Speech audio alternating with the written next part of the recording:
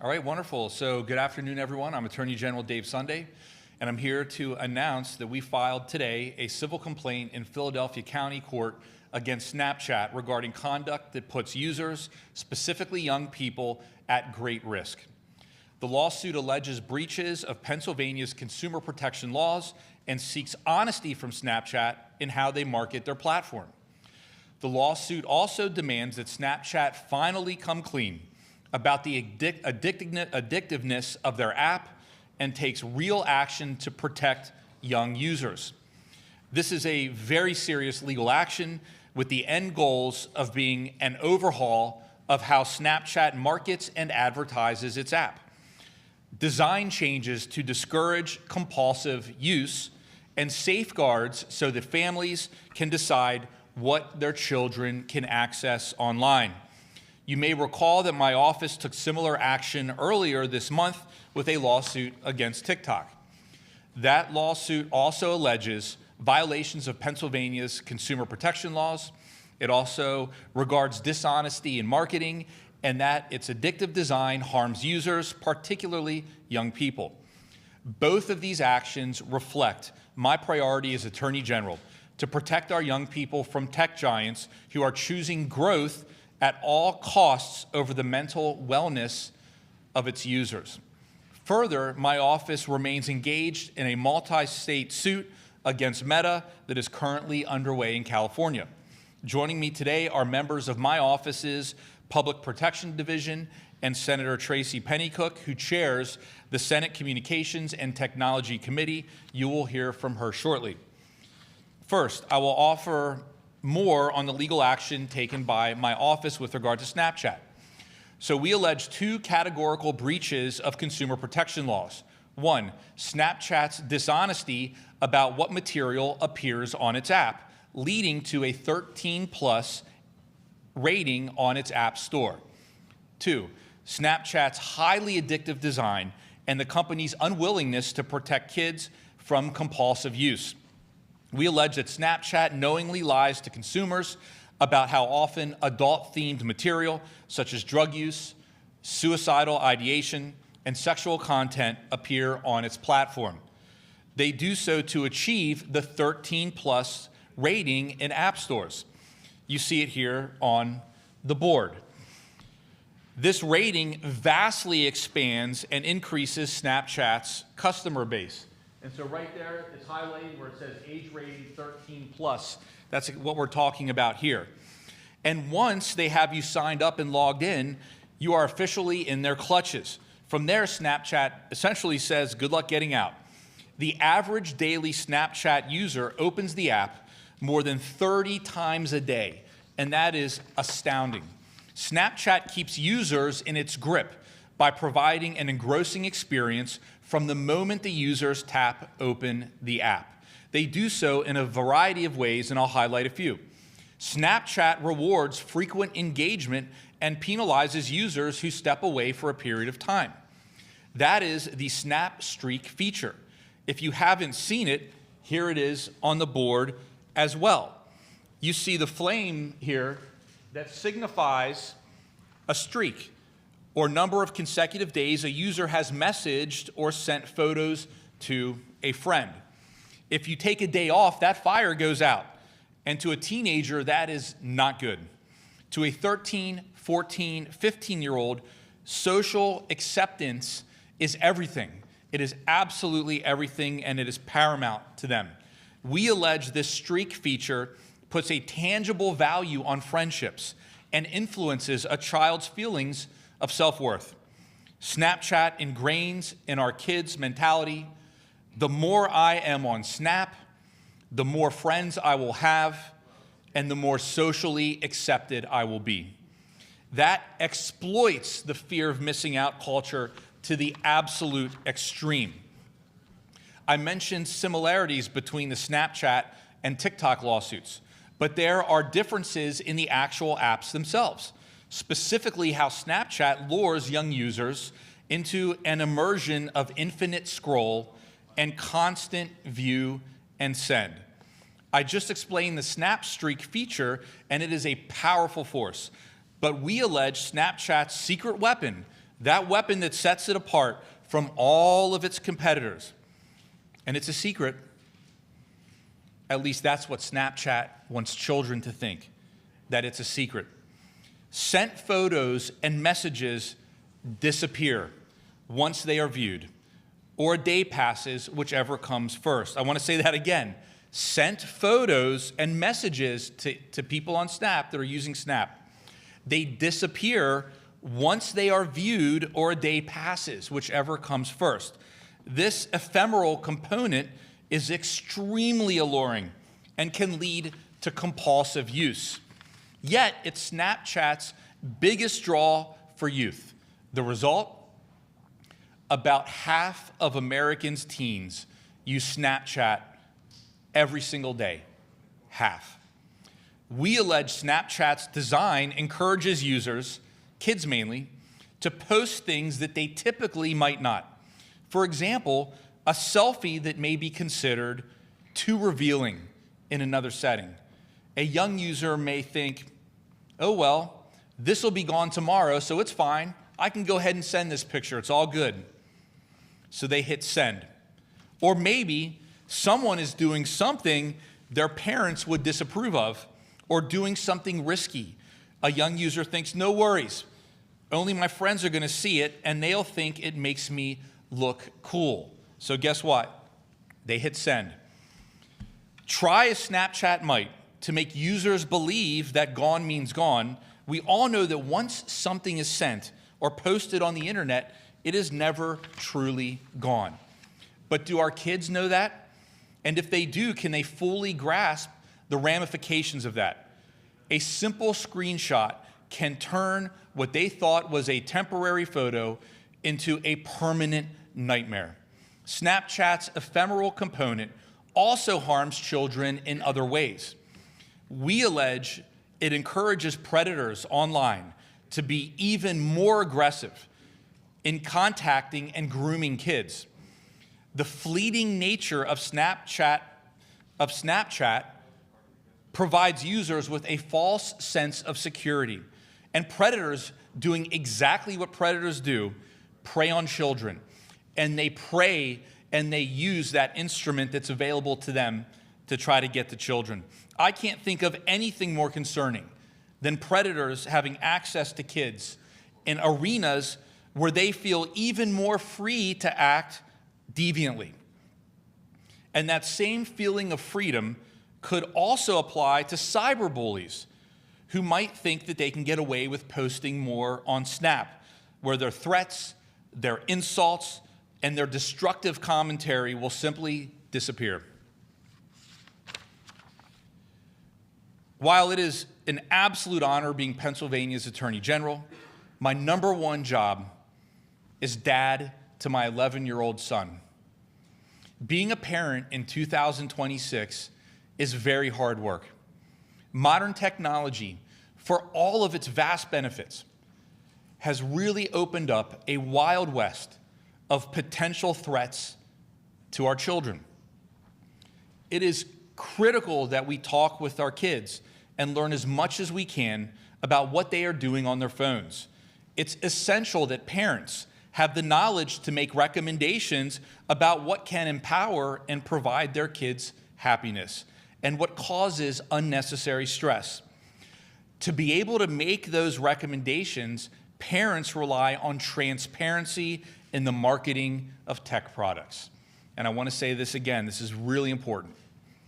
To make those recommendations, parents rely on transparency by these companies in the marketing of the tech products.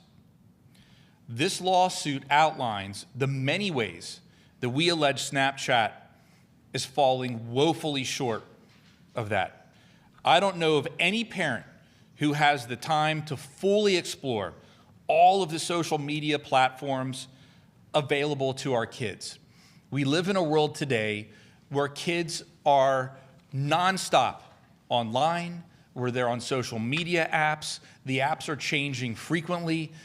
Children are utilizing online tools at school. It's a place now where they live, and we allege and we know that parents, for a parent to be able to know what are on these apps.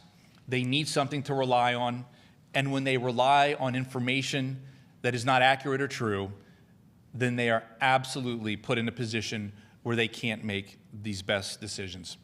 Parents rely on these ratings in the app stores to inform those decisions about what platforms they want to direct their kids to and also direct their children away from. And during this investigation on Snapchat, we found a mountain of evidence indicating that Snapchat knows how addictive its platform is and knows their design successfully causes compulsive behavior. I say successfully because our investigation indicates that is exactly what Snapchat wants. Compulsion, fear of missing out, constant open, scroll, and send. Anything to increase revenue and keep up with their competitors. Snapchat has received complaints and reports, hundreds of thousands of them, about harmful features on their app. And they respond to a minuscule fraction of those complaints, 0.2% to be exact. That is how often Snapchat responded to parents and others who reported self-harm or suicide-related content on the app. Out of more than 300,000 reports, Snapchat responded to less than 1%. That's unacceptable, and it's wrong. In short, this lawsuit and our previous actions are not about taking on the role of parents.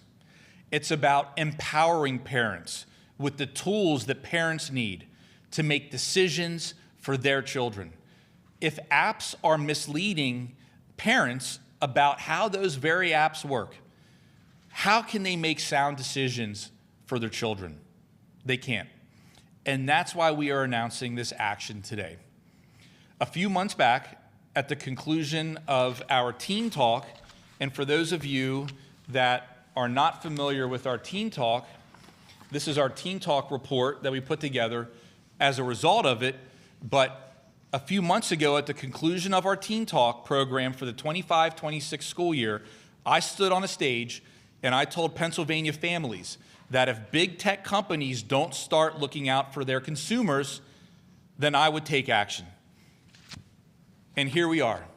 Today's action against Snapchat and recent action against TikTok and Meta demonstrates that we are showing up in court to protect our children and vulnerable Pennsylvanians from potential harms that big tech can bring to our children.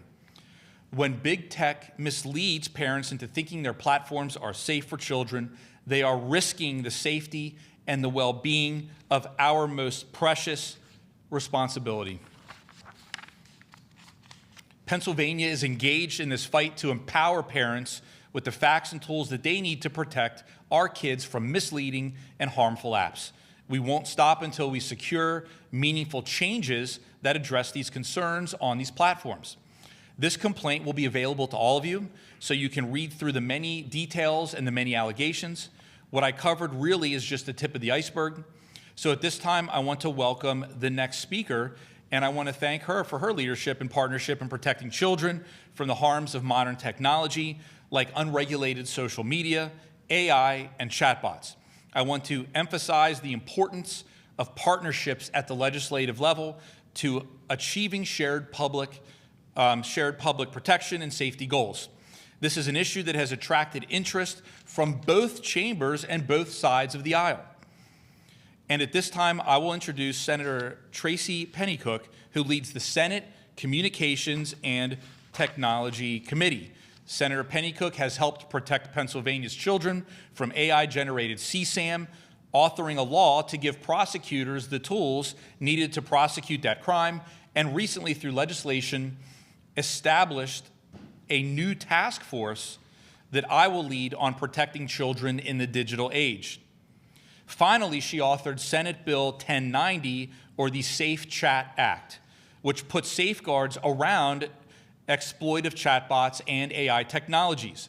That bill received 49 bipartisan votes in the Senate, Incredible work, Senator. Thank you so much. And the podium is yours. Thank you. Thank you. Thank you. Thank you, Attorney General Sunday, and I want to thank you for your partnership in this very important work. When it comes to protecting children, strong laws and strong enforcement must work hand in hand, and your office is amazing to work with, so I thank you for that. The lawsuit that we're discussing today is very simple. Parents deserve the truth, and children must be protected. Powerful technology companies must, and I say must, be held accountable when they mislead families. A 13+ rating should be a promise to parents, not an advertising loophole. Parents should not have to reverse engineer an algorithm to understand what a company is putting in front of their children. This lawsuit alleges that TikTok downplayed the prevalence of mature content on its platform while deliberately using features designed to keep young people scrolling, watching, and coming back.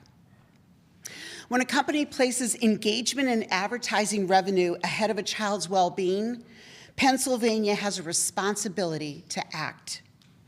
The digital age has created extraordinary opportunities, but it's also given bad actors, and sometimes the platforms themselves, unprecedented access to our children.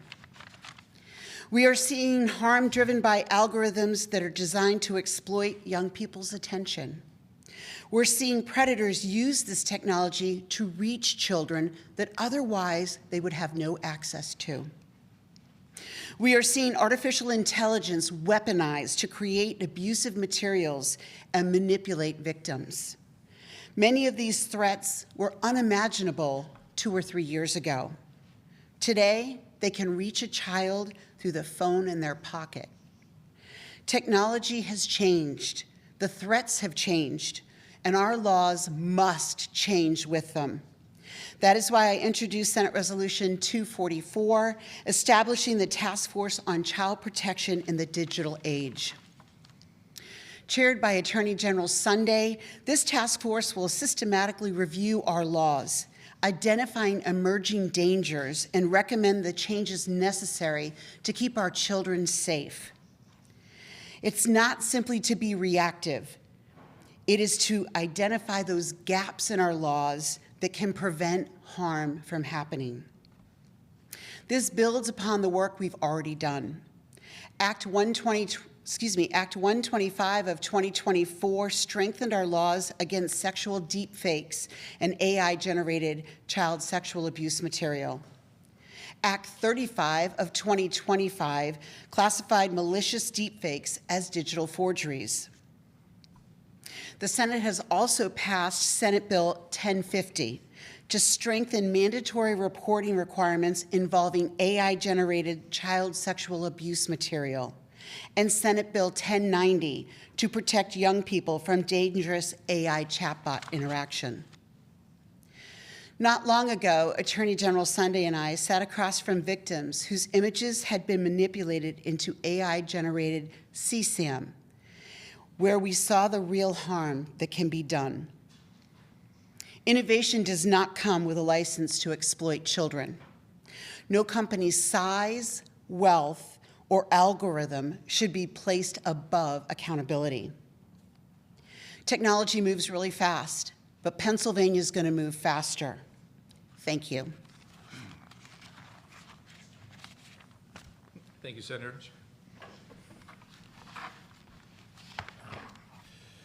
So next, I would like to acknowledge Representative Joe Cerisi, who chairs the House Communications and Technology Committee. He was planning to be here with us today, but he's ill. He asked that I read this brief statement on his behalf. This litigation, along with the Attorney General's other active endeavors to hold big tech and social media companies accountable, are essential to keeping our kids safe online. I have offered legislation to address growing concerns with AI companionship applications and have written legislation to mandate the Office of Attorney General to conduct an AI safety program through education and PSAs.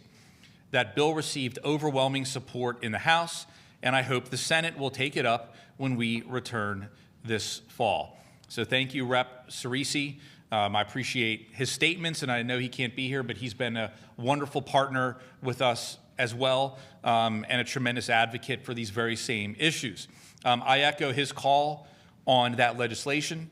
Education is the absolute key to victory, to empower Pennsylvanians with knowledge about the use of AI and the potential harms that come with it. I want to thank both chairs for their words and for their work on these issues. Thank you very much. Protecting Pennsylvanians from harm from big tech, this is not a partisan issue. It's one of the areas that I found bipartisan desire to get important things done. I hope we can get some of these initiatives that we spoke of to the governor's desk this fall to strengthen our protections for all Pennsylvanians. With that, I will take what questions I can take with regard to this. And if you just bear with me 1 second here. Let me move this. Move my Teen Talk guide over if anyone would like to see that later. So if anyone has any questions at all, we'll do our best to answer them. Yes, sir. So, Attorney General, what changes would you like to see Snapchat make? Should they raise the age? And what would you like to see? So a couple things. So the first one, right off the bat, and it's important for people to understand the gist of this lawsuit, right? So I am a parent, but I'm a parent. You know, my son, if he was allowed to, would be on, let's say he's downloading some social media apps. As a parent, I'm like, okay, well, let's see if this is okay for my 11-year-old. Well, there's an age rating of 13 plus. Let's say my son happened to be, 14, right? Okay, well, there's an age rating of 13 plus. That means that this is okay for my 14-year-old to use. What we want, number one, is we want to make sure that the correct information is being provided to the app stores so that that rating accurately reflects what a young person's experience will be when they're on the app. So that's number one. That's unbelievably important. There are so many other issues with regard to Snapchat in particular, and I'm sure once everyone reads through the complaint, you'll see many of them. But the way that Snapchat is set up, where the text and the pictures disappear, that creates an entire I'm going to say an entire environment that is rife for child predators to come in and try to get to these children. And so our hope is that there will be safeguards, and we're going to fight for that are put in place with regard to the ephemeral nature of how these pictures disappear. In addition to that, when this lawsuit also covers the addictive nature of Snapchat. I mean, it's not a secret that the whole goal here on part of Snapchat and some of these other companies is to keep children staring at that for as long as humanly possible. Because when the longer someone stares at that, then the more money they can make.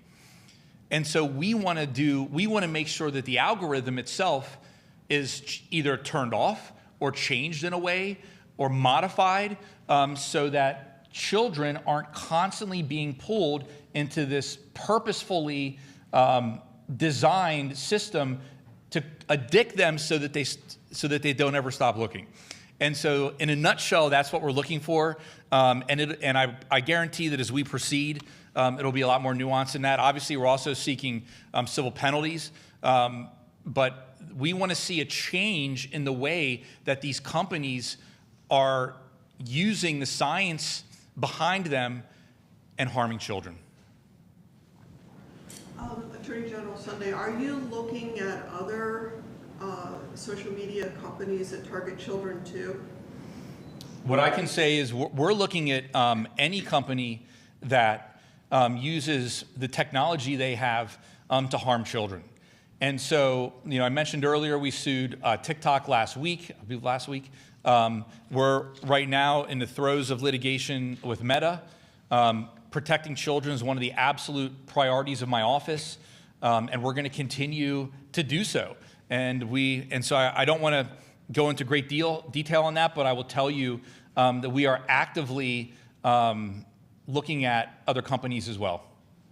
Yes, sir. A quick follow-up question, because there are some lawsuits against X, for example, for very similar concerns. Is X in that mix of things that you're looking into? Any company that's using their product to harm children is someone we're looking at. All right. Hearing no further questions, thank you everyone for covering this. I appreciate you being here, and have a wonderful day. All right.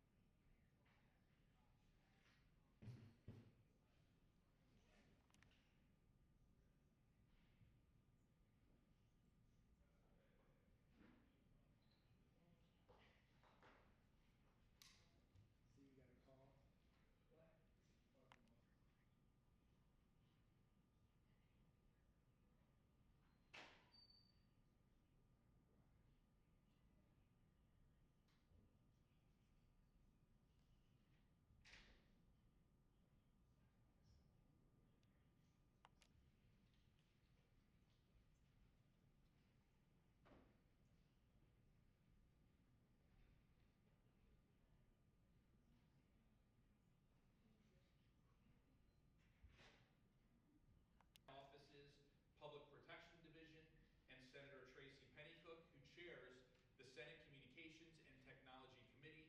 You will hear from her shortly. First,